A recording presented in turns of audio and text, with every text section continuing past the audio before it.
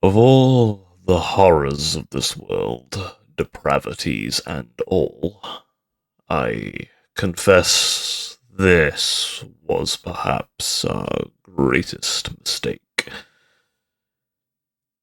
Look now to them, primordial flesh given form, technology integrated into them, a culmination of horror. Will they remember us in a good light when those from the heavens and the hells fade away, if we somehow survive this, be it the beasts that take them or anything else? We do not know. Allow this to be a final log of our greatest mistake. My name no longer matters, as it will be forgotten in history if I am lucky. I would not want to be known as father to these depraved monsters, these horrors. They will stalk the lands now, looking for flesh and metal to integrate into their bodies, to allow them to transcend even our limitations of them. This was by design, of course. The monsters these beasts must face are beyond human, beyond anything.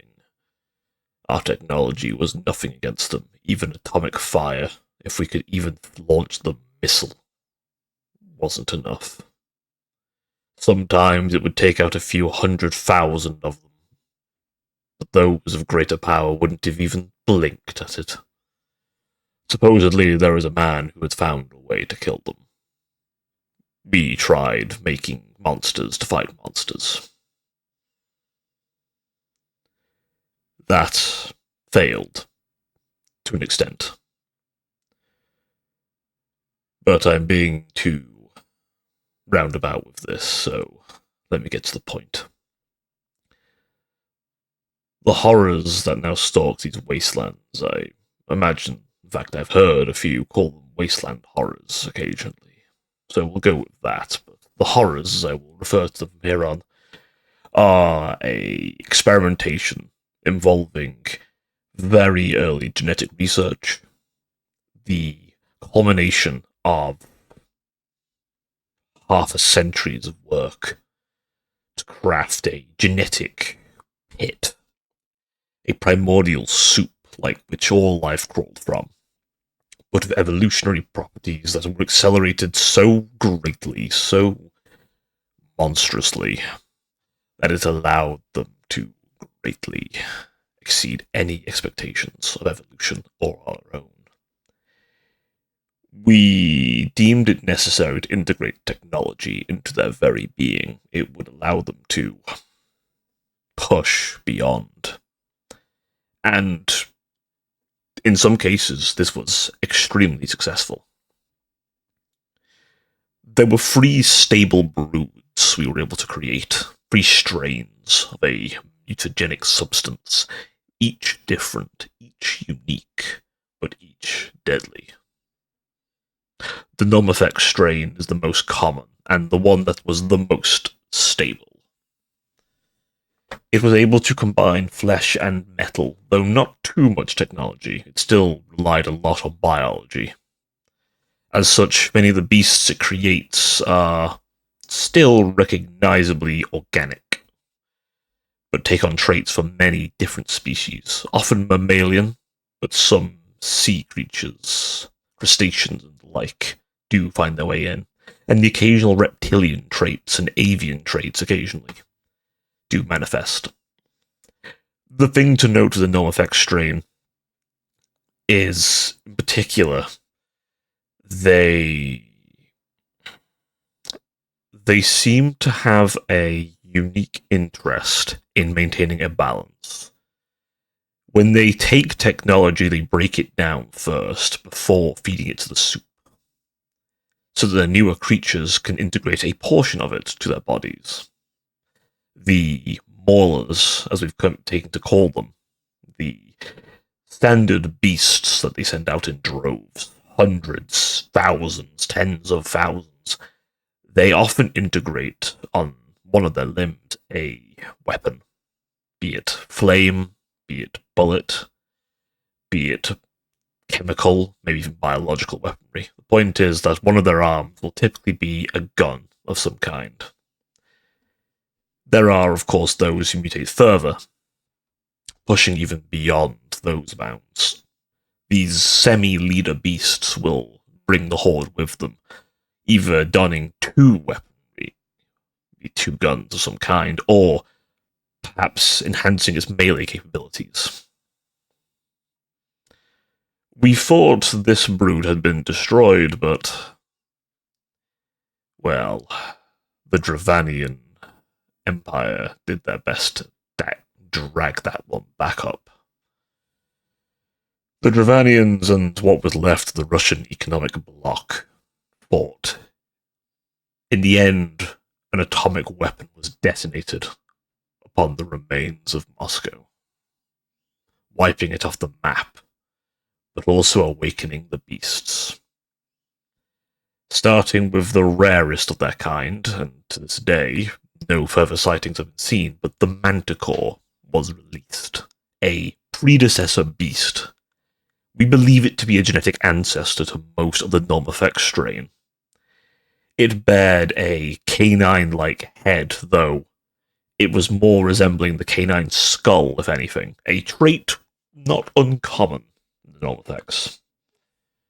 You then also heard reports of great mechanical tentacles and a scorpion stinger, hence the name Manticore for this particular beast.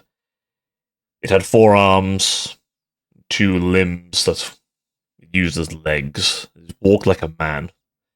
Its 4 arms were each bladed with monomolecular claws, and it had an unnatural intelligence. It tore apart the proto-dragoons that encountered it, as well as the remaining Russian economic bloc soldiers. It then dragged their bodies down into the pits, and from there the Normofex were born. Once its job was done, we believe it may have even dragged itself into the pit. To my understanding, this was to feed its own knowledge into the hive. From there, the first Beast Lord rose, perhaps using the Manticore's corpse as its main implement. This great towering beast, 9 foot tall, rippling with muscle and cybernetic enhancements, utilizing the Proto-Dragoon's goat-like legs and some of their weaponry, along with various integrated arms and armaments. To my understanding, it even had an inbuilt flight pack, as horrifying as that sounds, and a devilish intellect able to direct the horde. The Beast Lords, you must understand, were meant to be nodes. They were meant to be a way of control. The hive mind itself can't always be everywhere. In fact, it is in many respects quite limited. To a point. There are beasts that are able to magnify its influence, but you must understand, the Beast Lords were intended to be split-off nodes. Like if I split a piece of your brain off and it grew into its own person, but still followed your will. That is what the Beast Lords are for. To direct the horde, using a pseudo-telepathic sense that they seemingly developed. This was not originally planned, but hoped for. The Normofex and Primefex strains both make use of this particular communication method. Now you might notice I mentioned another strain, so we might as well move on to it, but we'll talk a little bit later about some of the beasts. As all 3 do share similar beasts, it's just, let's just say, they modify them greatly between the strains. The first thing to note about the Primefex strain, then, is the fact that the Primefex reject technology. They melt it down and use the ions to fuel their blood. they consume non-organic matter to then produce organic matter. In many ways, they were the ultimate attempt to recycle. There was some hope that we could deploy them to the ruined cities. And I must stress, many of these were deployed to the Latin American bloc. There were many ruined cities that we were hoping to break down and allow the rainforest to spread once more. It yet lives, but it could be greater. At least that was the plan. To my understanding, the prime effects did not spread far, settling mostly in the southernmost tip of the continent, though some have stretched into the Pacific Ocean. As a thing to note with the prime effects, it seems to have an interest in sea life. With the oceans drying, you would be surprised, but they drag in dune sharks and, in particular, enter the only major remaining ocean, the Pacific Ocean. The deepest reaches of it stretched and yawned wide, and the beasts that live in there are well adapted, to the point that even the prime effects cannot kill them all. What it can do is something far more horrifying. The prime effects will combine various beasts underwater. You've heard of deep-sea gigantism, I'm sure, but what if I told you they use the pressure down there to create something terrible? We call it the Leviathan, and it is a unique strain. It is a unique breed, in fact, but it works with the prime effects. It seemingly does not follow the hive mind. In fact, it might be a hive mind of its own. We have been tempted to categorize it as its own strain entirely, but the point is, the Leviathan is a existential threat. Only one creature in the entire horror's lineage could even surpass it. And even then, it's not far off. The Leviathan seems to have a paracausal nature to it. It's able to split off flesh from itself to spawn new creatures.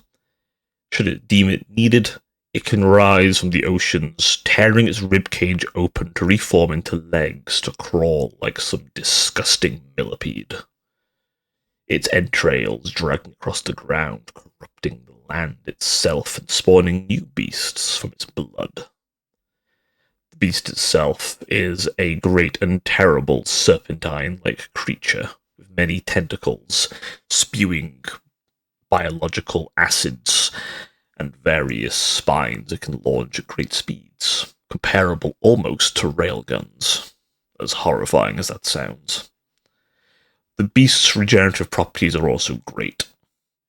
Thankfully, if we were to split it in half, it would not grow two, but the one with the head would survive. We know this as the wall guns of Neo-Eden were deployed against it once, and it didn't come back since, to our knowledge.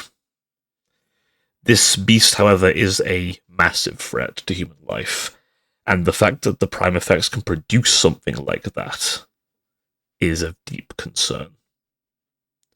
The rest of the brood are predominantly able to produce more armoured, crustacean-like variants, less ranged, and no ability to mess with technophurgy. But they are also completely immune to most forms of technophurgy due to their lack of cybernetic components entirely. It is also impossible to intercept communications between them, not that they use long range anyway, but their node beasts have stronger telepathic abilities. I now speak of the last strain that we're aware of, the Technofex. The Technofex is the complete opposite of the Primefex. It loves technology and abhors most flesh, and in fact will specifically target cyborgs. This split-off is the smallest brood, and unlike others, is not specifically in one location. Normifex you'll typically find around in specific, the Russian area, and a particularly nasty brood lives within the Chernobyl exclusion zone. Well, the Technofex go where they please. The biggest horde of them appears to be in the Americas, around the lands where I believe was once known as California. To my understanding, there was a great deal of technological improvement happening over there, and as such, the beasts were attracted to it. Often running into many stemmer gun clans, the Technofex appear to have adapted their beasts to utilize technology above all else, sacrificing their telepathic connection in exchange for more traditional communication systems, though good luck translating them. They're very scrambled when you do intercept them. These beasts are also capable of technophagy, and of course can be affected by it. A big thing to note, and you may notice the Republic utilize this particular facet of their biology, the Technofex are able to integrate any weapon, any technology. There's nothing we've seen they can't integrate unless it is paracausal in nature, which is a thing for the entire brood. Things that are paracausal in nature seemingly are not able to be taken by the hive. This, as well as the last thing we'd want, is Dragoon Enlightened and Cyber Angels being absorbed. That would be the end of humanity, I suspect. The kind of beasts it could produce would be nightmarish. There is one exception to this. We'll get to it later. I shudder to think about talking of it. Let us start then with the monsters this hive produces. The Mauler was first mentioned. It is a fairly basic beast. Simple-minded, but effective. A very gorillan posture as it walks, though it is able to stand as a man.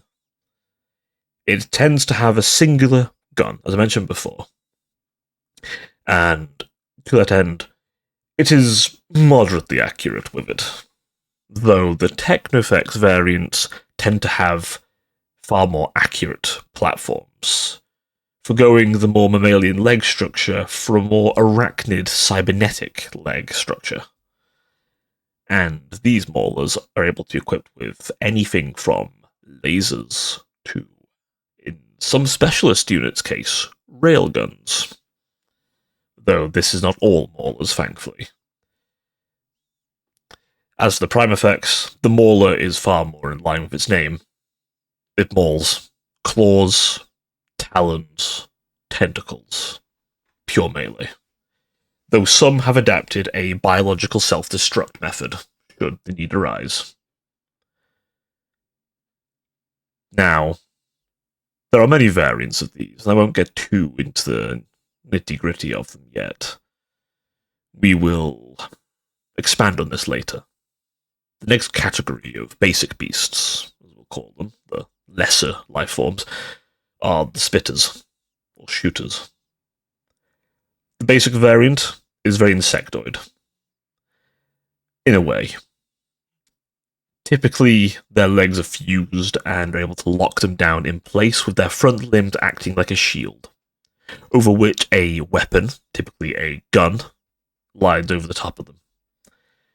Their rear is able to be used as an ammunition pouch, in a way, with their stomach lining able to add various toxins or superheat the ammunition as it fires. Quite often, the tri-barrel ramshackle rifle, I don't even know how to describe it really, but essentially imagine 3 sniper rifles in one. Yes, I said 3. The beast is able to use them. Occasionally, these are upgraded to anti-material weaponry. In the more technological case, lasers, or railguns, or even coil guns in some cases. As for the prime effects, this is more, how shall we say, biological, typically hurling a slurry of biochemical acid from a natural mortar formation on its body. It is as disgusting as it sounds. It can also use the corpses of other beasts to hurl a slurry that's intended to spread a corrosive bile across the ground. Now, the spitters do have their variants. The last of the main three types of basic would be the screecher. Now, I must stress again, there are many variations of these beasts, and many subspecies, some unique to their particular brood, and I won't get too into them. I just wish to talk of the basic templates that are started with. You must understand, these are not an army, these are a biological weapon. And to that end, they don't obey usual unit configurations.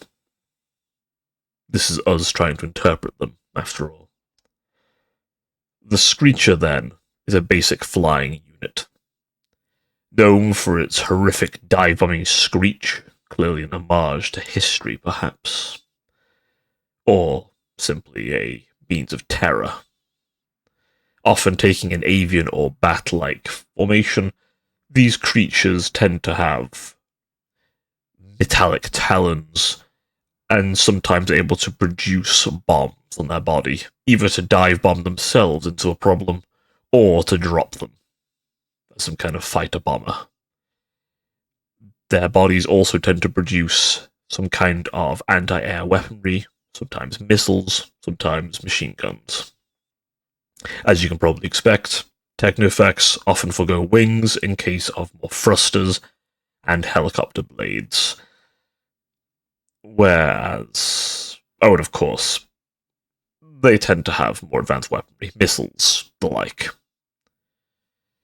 Whereas the Primefex utilizes a higher, more dangerous version of the Scream and Tooth and Claw. But of course, the biological self-destruct is completely within its variations. I get on now to the more dangerous beasts, the advanced beasts. The Manticore is a rare example, but it is an example we have seen rarely. Though no one has been able to demonstrate a live example or even a dead example. What I need to stress to you is this. The Manticore is an infiltration, sabotage, and assassination unit. Its understanding of anything is far greater than most beasts, and it is afforded a degree of autonomy normally only seen in the Beast Lords. Their variants don't tend to deviate much, as it seems the Hive holds this particular species in high regard in every facet, but I must stress to you the differences. In the case of the Primefex, they are extremely rarely used, and if anything, their mutagenic properties are pushed.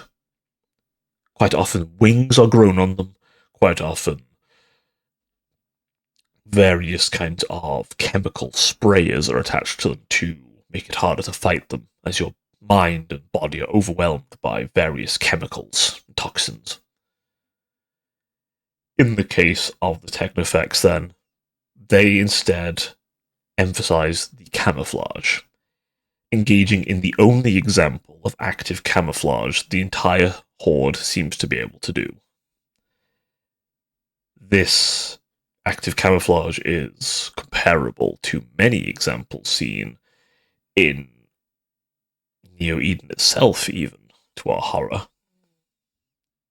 allowing it to get very dangerously close. We've also heard word of a sniper variant. Unconfirmed, but if true, horrifying. Another advanced beast is the Ripper. The Ripper is an advanced variation of the Mauler. The Ripper is a simple beast in many respects, but what makes it advanced is the fact that it is an expert in melee combat, seemingly understanding how to engage in such combat better than most master sword fighters from the day it is born. Its limbs are sharpened as blades. This 11-limbed creature sports very arachnid-like formation, using its many bladed limbs, which flick out, especially its forelimbs, able to extend almost like a spear. Able to deploy a web, this beast is extremely lethal in melee combat and is best avoided at all costs, unless you know exactly what you're doing. I would personally say just to shoot it, personally, but it is not always the option for you. Its limbs can also be a ballistic shield, so one to consider when you are trying to shoot it. A thing to note with the Ripper, though, its variants don't change much.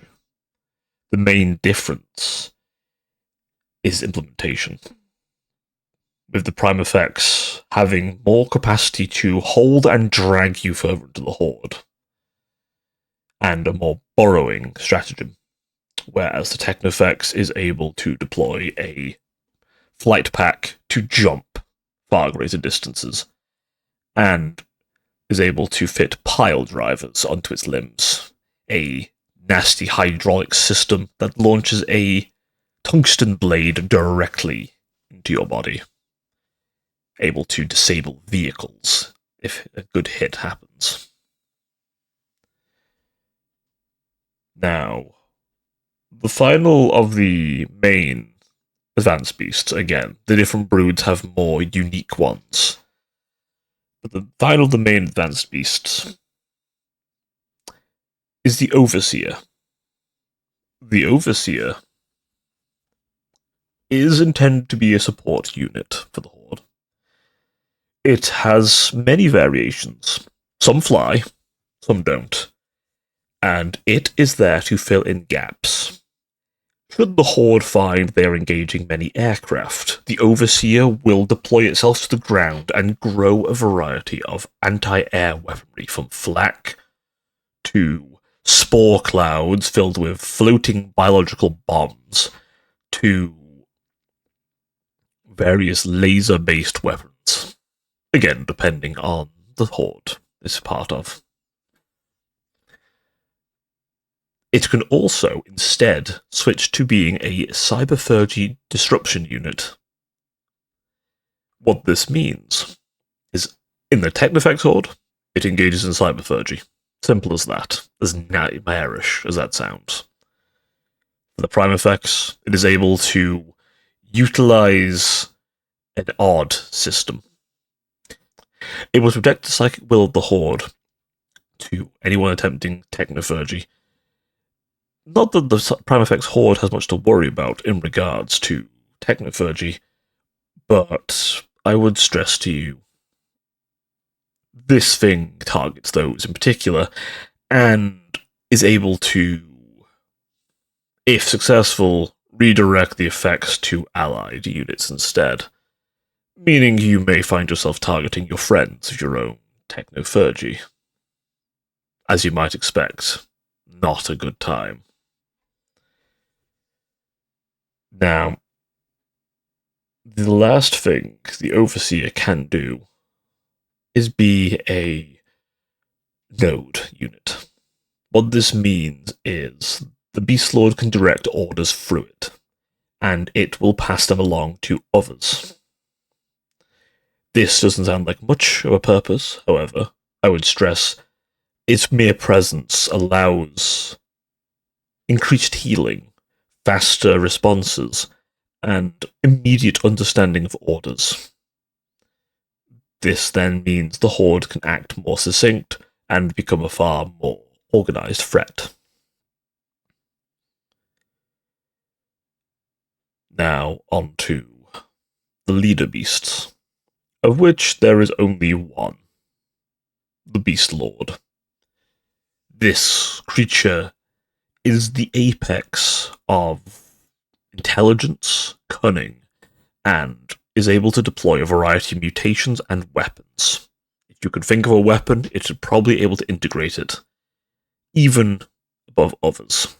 The Technofex in particular are practically built like power armor, almost more machine than beast, their innards being the organic part of them anymore. Able to equip lasers, coil guns, able to equip various plasma-based weaponry, if they have access to it. Able to equip biological weapons, shielded blades. In the more biological case, the most hardy and extreme biological augmentations. Muscle upon muscle, claw, biological acids. And if the option is there, able to direct their psychic will, or able to direct technophagy at the enemy.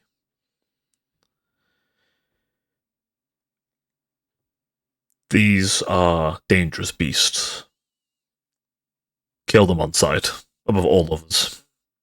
For as long as they live, the Horde will come. The last category of beasts, and I hinted at these before with the Leviathan, as it would be a member, is the Siege Beasts. These great biological titans rival even the Unchained's Hell Titans in size, and unlike the Hell Titan, they are far more powerful and effective, in my opinion. The Hell Titan's large, lumbering form makes it an easy thing for long-ranged artillery. These beasts fought about that, and became intentional targets in some cases, growing their carapace or cybernetic body wide to cover their kindred, utilizing great maws to tear into walls. If nothing else, it's shock and awe, but it is able to produce smaller beasts if necessary, some of them coming with broadside weaponry as they walk past, being living battering rams for the Horde. Quite often as well, missile silos will be built into their bodies. In the case of the more Prime Effects variants, they tend to deploy screamers straight from their bodies instead. A thing to note with the Siege Beasts, there are a variety of types. The basic Siege Beast that gave the whole the whole category its name, is exactly as I described, a great maw with guns if the option is there for it.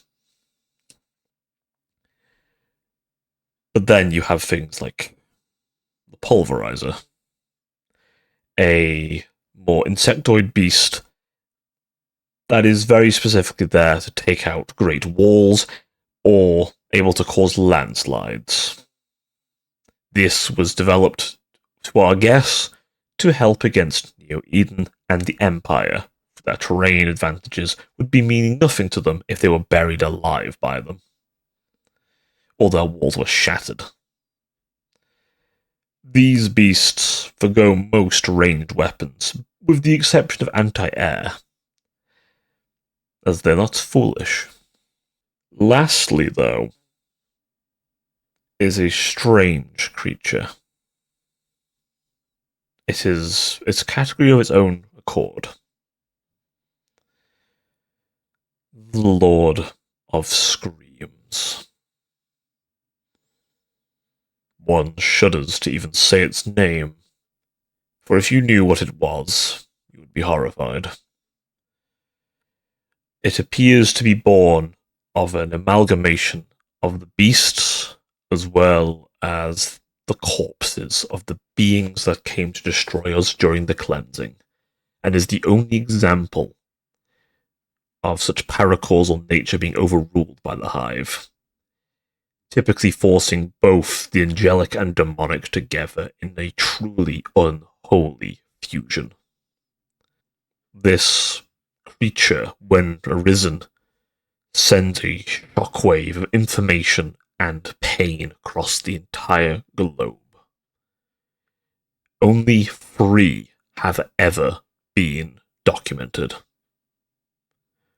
One during the cleansing, One during the Beast Tide, an event that we'll perhaps discuss another time, but it was the first time the Hordes had attacked humanity, led by a Lord of Screams.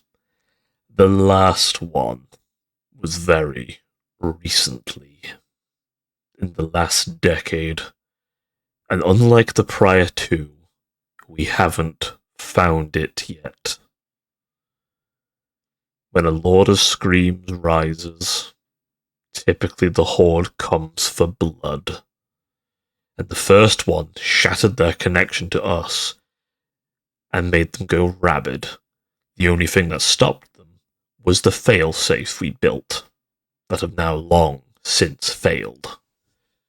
The fail-safe, to my understanding, was to break them down into their slurry, and even the Lord of Screams failed, as despite its paracausal nature, its biology was breaking down.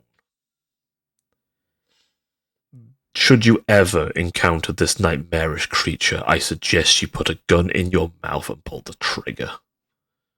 It's better than what will come next. If you honestly intend to fight it, then you're probably an angel of some kind. The Lord of Screams is able to move with non-linear motion, meaning it can simply pass through obstacles and appear on the other side. It is able to engage in cyberphagy. It is able to utilize the psychic hive mind, even in the technophage strain.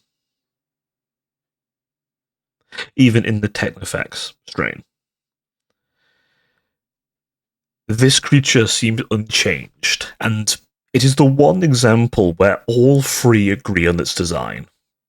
It is neither flesh, metal. It is something else. It is a strange abomination. 4 great wings stretched out, almost like a butterfly. Feathers dripping with tar. A blackened, crooked, rotten halo above its head, a mockery to anything holy. And instead of eyes, where we would have seen from the invaders, or another example of almost horrifying angelic quality, this beast, instead of an eye in its center, has a great maw. Across its wings, instead of eyes, are great maws, screaming, speaking words of the past, present, and future at the same time. Being near it is maddening. You might wonder, can those maws bite? And yes, they can, but that isn't its main purpose for them. Instead, it is a walking, screaming, hacking device in many respects, but that is greatly underselling it. It is able to utilize its paracausal nature to both deflect various weaponry, including lasers, and is able to grow various weaponry from its body when needed. Should it encounter infantry, it merely screams them to death and lets them take themselves out. Encounter vehicle, it may redirect them.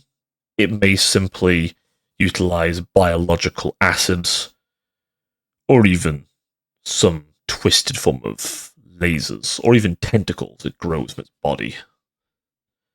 Should it encounter anything bigger, it will go in for the kill, attempting to bite down on it. It is one of the very few things that all will unite against.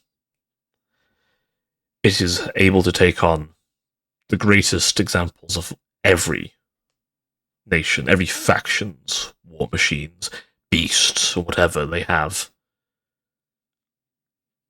It would take everything, and does take everything to kill one.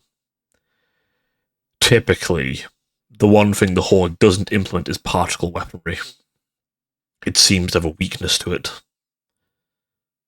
We suspect it's because of how already broken their genetic structure is that high-powered particles might cause cancer to grow through them. To my understanding, the first wouldn't have been affected by this as much, but after the failsafe, The second one was far easier, though it took many lives. The second Lord of Screams, my understanding, was killed via a weapon known as the Emperor's Judgment, an ancient particle cannon of the Empire's design, though to my understanding, not one they can make often.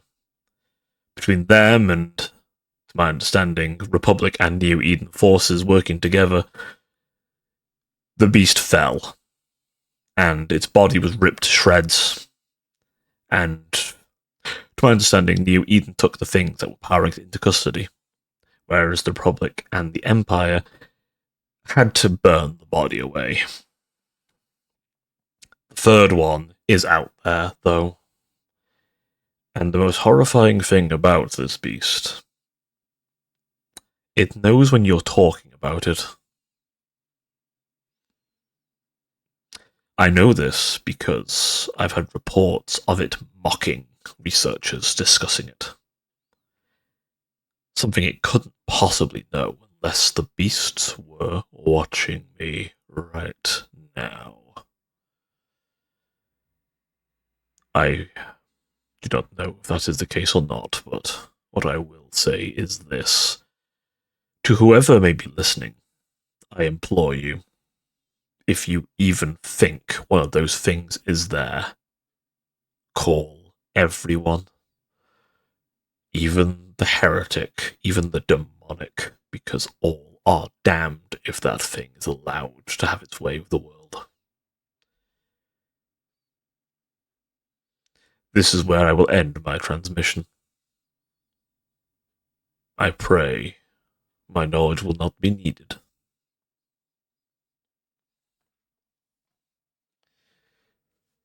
This was another audio of the Neo-Eden Archives. I do hope you enjoyed. A new character this time, a new voice. Well, I must admit I struggled with a little bit, but I hope you enjoyed it nonetheless, and that was your introduction to the Wasteland Horrors. I tried to keep this one a bit more vague and limited, only because this faction's meant to have a lot of questions to it. I don't want this to be a faction that is so easily explained. I want some mystery. I want to let you guys theorize a bit. I want to let you guys fill in the gaps yourself. And there are a lot of questions I just won't ever answer about them. Because, to be totally honest, I'm happy for you guys to guess yourselves. You might come up with something better than I could have, potentially. Will I confirm it? Perhaps not. I think it's more fun that way to leave some questions in the setting. So I hope you don't mind that little aspect of them. Though if you do want me to try and enlighten you a bit more about them, then let me know, please. Now, of course, all being well, this will be released on the Sunday as normal. So, fingers crossed. I'm recording it on the same day, so wish me luck. If I've gotten the right time, then hey, excellent. Now, if there's anything you'd like me to improve, please let me know in the comments down below. If you enjoyed it, again, let me know. Or if you just want to say hi, let me know. Please check out the other links if you're interested in my other forms of content that are very different to this one. If not, don't worry about it. This is something that can be enjoyed completely separate to my other content, but if you do like it, then please feel free to check it out. And if you do pop in the streams, say hi, let me know where you came from. And, of course, please feel free to leave a like, maybe even subscribe. It would help me out immensely, and it would let me know that you guys are enjoying these. This is a pet project of mine, but I do hope the content is to your liking. As I mentioned before, leave a comment of whatever you like. And if there's any faction in particular for my overview video you would love to know about, then please let me know. From the vote, I saw the stimmers were the second highest. The YouTube vote had stimmers being up there. I will double check it, but the Discord vote got horrors, so most likely the stimmers will be next. And I'm looking forward to talking about those nomads. They aren't the only nomads, but they are one I do quite like, conceptually, so I hope you'll enjoy them too. But, that being said, thank you for watching. I hope you had a good time. Do all the usual, like, comment, subscribe, bell, you know the gist. And I'll see you all next time. Until then, do take care of yourselves, my dear archivists. Goodbye for now.